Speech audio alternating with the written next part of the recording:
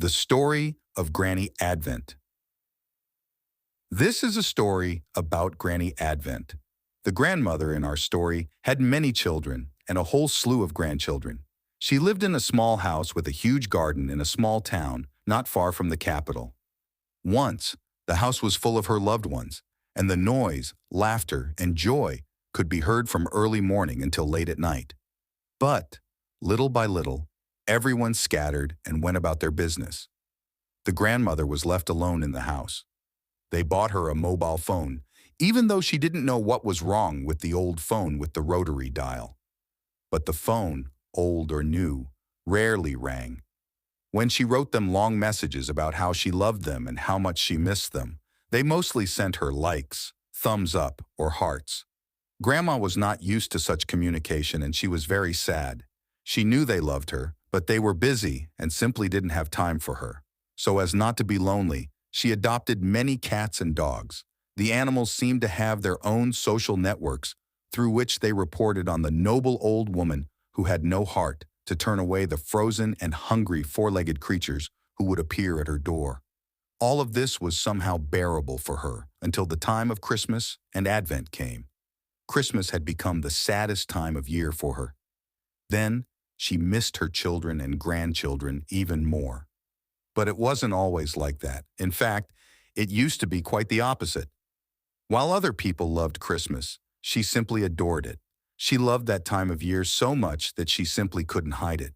She loved going for a Christmas tree, the smell it would bring into the house, the presents under it, and the squealing and screaming of children as they opened their presents. Everything was full of joy and happiness. She loved baking cakes and sweets of all kinds.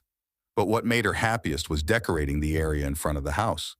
Some might say it was too kitschy, but she enjoyed the sparkle of the lights and their turning on and off so much that she didn't care about any comments. She did all the same things now, with the same passion in her heart because she hoped that her loved ones would appear at least for the Christmas holidays.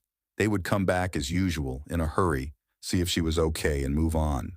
So the company while decorating were the dogs and cats, who would get tangled in the lights she was spreading out, and she would constantly chase them around the yard. In her loneliness, the grandmother heard from her neighbors that some of them were going to the Advent Fair, which had just started. She knew about the Advent in Vienna, but she didn't know that something like that existed in her city.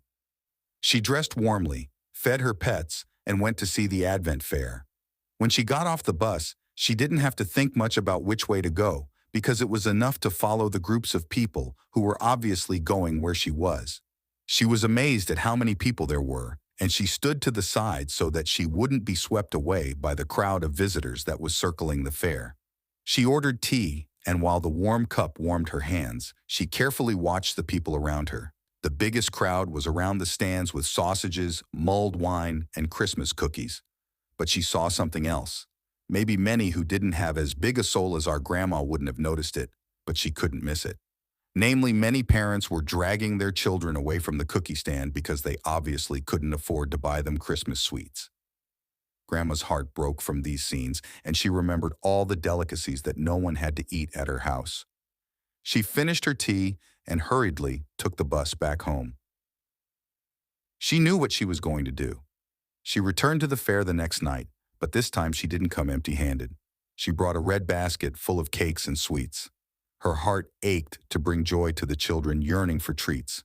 With an open heart, she went to the mother who was convincing her child that there were cookies at home and offered them the cookies she had prepared with so much love. The child started to take the candy, but the mother pulled him back towards her. She gave him a lecture about how she had taught him not to take anything from strangers, and told the grandmother to mind her own business and leave other people's children alone. The shocked old woman saw how other parents were also moving their children away from her, so she hurried to leave the Advent Fair. She was very disappointed, but she knew she wouldn't give up. She retreated home, heartbroken, but a spark of defiance flickered in her eyes. Christmas wasn't over yet.